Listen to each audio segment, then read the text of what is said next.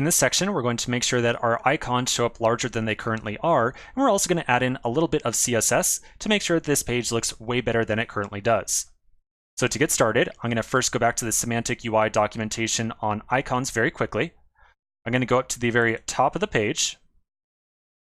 And then once here, I'll go over to the definition section again. That tells us how to make use of these icons. I'll then scroll down a little bit, and down here you can see that we can alternate or vary the size of these icons. To do so, all we have to do is add on another class name. So I think we probably want a really big icon, so we'll use an icon or a class name of massive. So that means back over here, on our two I tags, I'll put on massive, lowercase massive, and massive like so. Now I can save this, flip back over again, and that's much better. Okay, so that's pretty much it for some of the class names that we're going to put in here. All the styling that we're going to do from now on is going to be some CSS that you and I put together ourselves.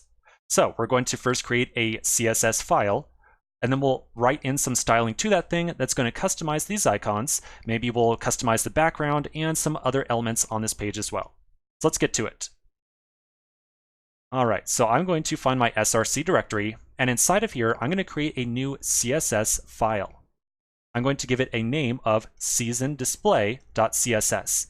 That's going to indicate to anyone else looking at my project that the CSS or the styling inside this file is meant to only modify the component seasonDisplay. Then inside of here, I can write all the different CSS that I want.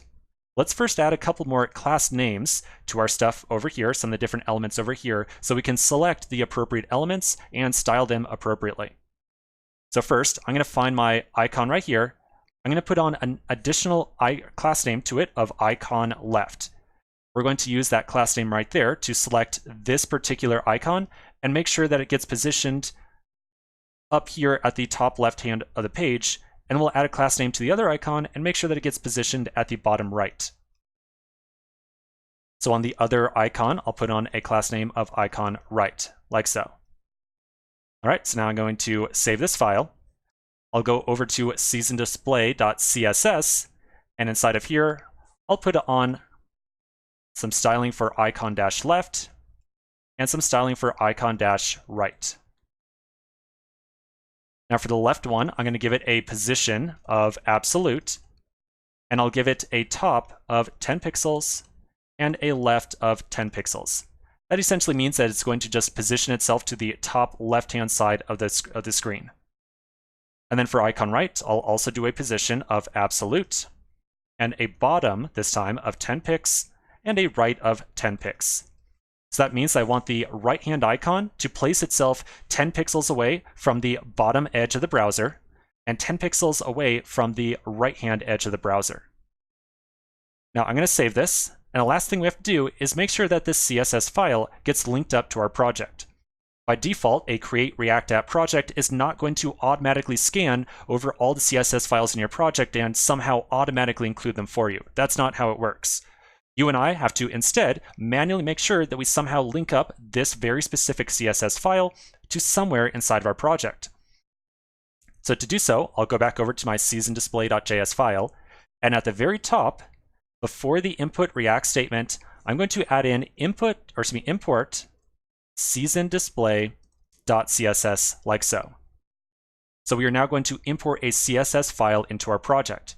Now, when we import a CSS file into a JavaScript file, that doesn't mean that we're going to literally take all this CSS right here and paste it in like so. That's not what actually happens.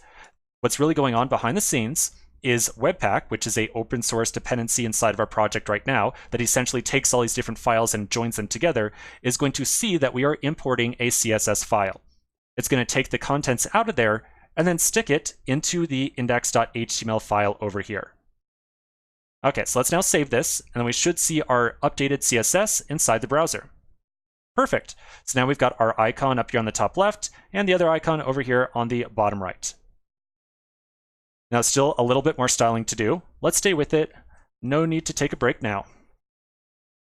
All right, back inside my season display, I'm going to find my div right here, and I'm going to add on a class name that's going to contain season display as the class name, and I also want to mark the season that it is, either summer or winter. We can then use that class to decide whether we want to style everything on this page to be like a blue to indicate summer, or excuse me, a blue to indicate winter, or kind of like a more orange or red to indicate summer. So I'm going to put a class name in here as well. I want to kind of craft or put an expression in here to indicate my class. So I'm going to use a similar approach that I did down here. I'm going to say curly braces, and then I'll use that ES 2015 template string. I'll give it a class name of season display, and then I'll put in my actual season. Now, you'll notice here that I put a class name on the root div of this component that kind of matches the component name. This is actually a pattern that I do in just about every professional project I work on.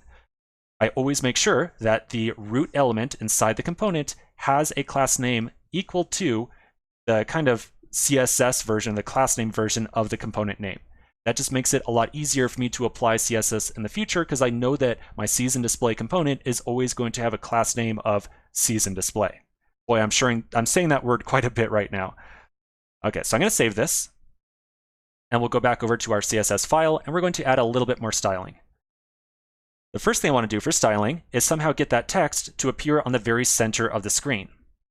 To do so, I'm going to add a rule inside of here of season, or selector of season display.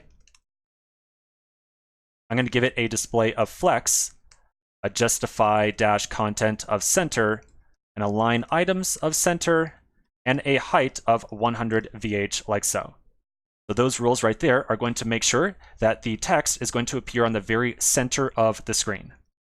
Let's save this, and we can do a quick check. Yep, looks like it's showing up correctly.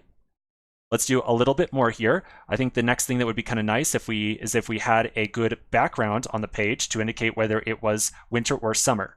Remember that on this div right here that is now spanning the entire height of the page, we put in a class name of season, and season is always going to be either the string summer or winter. So back over inside the CSS file, I could add a selector of winter and say background dash color of Alice blue, and a summer of background color orange, like so. Okay, so let's now try this out. If I flip back over, yeah, now we've got that nice background. Kind of feels, I don't know, kind of cold, somewhat wintry. So this is looking good, just a little bit more, almost done here. So I think the next thing that would be nice is if we change the color of those icons, depending upon whether or not it was summer or winter. Remember, I think in the original mockup, we showed those icicles as blue and the suns as orange. So let's do the same thing here as well. Right underneath the two icon rules that I already have, I'll do a season display, and then I'll select the I inside there. And then we also, one thing I forgot on here, we need to make sure that we select either winter or summer. So I'll do .winter like so. So we're going to find an element that has the class name season display and winter, and then we'll find some child element of it that is an icon. And once we find that icon, I'll then set a color of blue. And we'll also take care of the summer case as well. I'll do a season-display.summer icon, and I'll do an icon, or excuse me, a color of red. All right, I know we're going through the CSS kind of quickly here, but remember the entire goal of this course is really React and JavaScript, and I'm kind of assuming that you understand some of the basics of CSS. So I hope I'm not going too crazy quickly or anything like that. All right, so let's now save this file. And if I go back over, yep, icicles or icons are now a nice blue. Now I'm going to really quickly flip out to a southern hemisphere, and then I'll refresh the page. And now I see the appropriate orange background, red icon, and it says, let's hit the beach. Awesome. So I think that this is working out pretty darn well. Now we could probably change some more styling inside of here, maybe make the header in the middle a little bit larger, but I think that you'll agree with me that we basically met the goal of the original application. So this is looking pretty good, but there's still one or two little things I want to fix up inside this app. So let's take a quick pause. When we come back to the next section, we're going to make one or two last little changes.